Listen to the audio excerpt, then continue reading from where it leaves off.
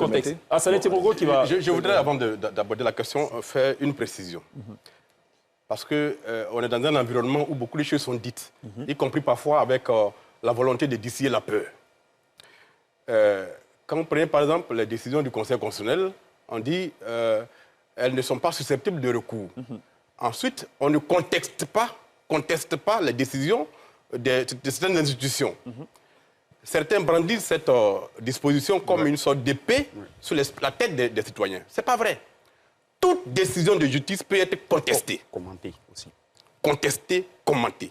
C'est pour ça qu'au niveau judiciaire, il y a des cours supérieurs et il y a des cours inférieurs. Quand on rend une décision en première instance que vous n'êtes pas d'accord, non seulement vous pouvez dire que vous n'êtes pas d'accord, mais en plus vous avez, de par la loi, le droit de faire un recours devant la cour d'appel. Là également, si une décision est rendue que vous n'êtes pas d'accord, vous pouvez contester en disant que vous n'êtes pas d'accord et aller devant la cour de cassation. En dernier ressort, il rend une décision, soit vous êtes d'accord ou n'êtes pas d'accord, mais ça s'arrête là. Première chose. Alors, il ne faut pas dire qu'on ne conteste pas. On peut contester en utilisant les moyens légaux. Ce qui n'est pas autorisé, c'est la rébellion contre une décision d'une institution ou d'une justice. Oui, mais quel est le lien avec, justement, la rencontre avec le procureur? Mais j'arrive à cela. Première chose. Deuxième chose, vous allez comprendre le contexte en réalité. Quand, par exemple, le procureur, au cours d'une autre rencontre avec le même blogueur, dit qu'en Côte d'Ivoire, chaque unité de police a sa façon d'intervenir. Cela, dans une république, n'est pas acceptable. Et ça, il faut avoir le courage de le dire. Dans une république, les forces de police interviennent dans un cadre défini par la loi. Ça doit être très clair. Quand on parle de la cagoule que les gens portent, et qu'on sait d'autres pays, dans aucun pays, en dehors peut-être de la Côte d'Ivoire, on ne porte la cagoule si elle n'a pas été réglementée par une loi. La France, qui est l'exemple qu'on prend le plus, là-bas, c'est entièrement réglementé. Vous êtes en train de dire que ce n'est pas prévu dans la loi? En Côte d'Ivoire, il n'y a aucune loi qui réglemente le port de la cagoule. Même en France. Mais il n'y a aucune loi qui l'interdit. Mais justement, c'est pour ça qu'on ne doit pas le faire. Parce que le jour où le citoyen fait un recours devant une justice contre une intervention de la police, il faut bien que la justice ait une base légale pour apprécier s'ils sont intervenus dans le cadre de la loi ou en dehors de la loi. Est-ce que le législateur peut penser à tout, au moins détail? Il faut qu'il pense à tout. S'il n'y a pas pensé, le ministre de l'Intérieur peut prendre une réglementation. Le DG de la police peut prendre une circulaire donc à voir s'il y a pas, donc à voir et à vérifier s'il n'y a pas une circulaire qui existe. Non, ça n'existe pas. Ça n'existe pas. Vous êtes formel. Même l'a dit, ça n'existe pas. Vous êtes formel. C'est pour ça qu'on dit que l'année prochaine, il va falloir réglementer cela. C'est vraiment important. Maintenant, pour en revenir aux dispositions, moi je suis législateur. C'est nous qui avons voté le texte. Alors, le régime de la presse a été modifié en 2017. Moi, je n'étais pas encore au Parlement. Mais en 2022, quand c'est revenu, j'étais au Parlement. Alors, il y a tellement de confusion dans ce pays. Il ne faut pas appliquer aux blogueurs le statut de journaliste. En Côte d'Ivoire, les délits de presse sont dépénalisés. C'est cela. Ça veut dire qu'un journaliste ne peut pas aller en prison pour ses écrits. C'est cela. Même la garde à vue est exclue. Alors, le texte, l'article 26 dit, ce statut d'ailleurs, je l'ai combattu au Parlement. Malheureusement, j'ai été mis en minorité. C'est le droit. L'article dit que le directeur de publication est civilement responsable des commentaires qui sont faits sur les publications de son média. Civilement responsable. On n'a pas dit pénalement responsable. Ça veut dire qu'on ne peut le condamner qu'à une peine d'amende, même s'il est reconnu coupable. C'est cela. L'erreur qu'on fait, c'est qu'on étend le même dispositif aux blogueurs. Alors que ça n'a rien à voir. Et ils sont régis par nos tests qui est sur la cybercriminalité.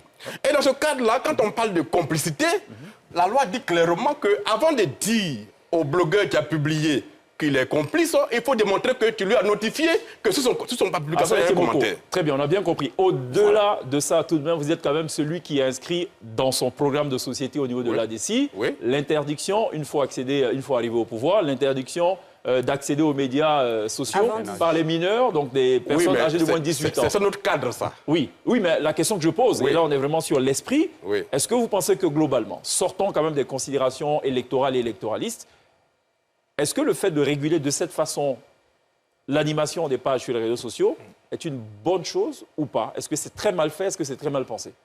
De votre point de vue. Mais là où il n'y a pas de gendarmes, une certaine catégorie d'honnêtes gens est capable de tout. Donc dans une république, il faut réguler, il faut réglementer. Mais la réglementation doit rester dans le cadre strict de la loi. Elle ne doit pas être un moyen pour violer la Constitution, qui garantit la liberté d'expression. Donc il y a des ajustements à faire. Il y a des ajustements à faire. Oui. Et surtout quand on a un cadre électoral, ça prend une autre dimension. C'est une bonne chose ou pas de dire à un propriétaire de page qu'il faut impérativement qu'il emploie ou qu'il modère sa page pour éviter des délais? Non, mais il ne peut pas employer modérer un modérateur. Parce qu'ils ont d'autres... Ce n'est pas possible. Ça concerne les entreprises de presse. Oui, on a bien compris. Assalet Tiemoko, vous êtes justement face à la nation, j'ai envie de dire, face à vos responsabilités en tant que législateur. Vous l'avez dit, hein, l'esprit n'est pas mauvais, mais il faut tout prévoir. Ouais. S'il y a un réajustement à faire au niveau de la loi, ce serait quoi pour contenter tout le monde finalement? Mais faire en sorte qu'elle soit plus claire. Parce qu'il y a trop de confusion. Effectivement. On applique des dispositifs qui concernent les journalistes à des blogueurs, alors qu'on sait très bien que les délits de presse sont entièrement dépénalisés en Côte d'Ivoire. Mais par contre, eux, ils risquent d'aller en prison. Alors qu'on est pratiquement sur le même régime de loi. Et donc, très souvent, on dit ce qui se fait sans vous se fait contre vous. C'est cela. De tels dispositifs ne peuvent pas être ouverts et qu'à la fin, on ait un texte consensuel que tout le monde comprend. Tout à fait. Tout texte qui est soumis à autant d'interprétations est une porte ouverte à tous les abus.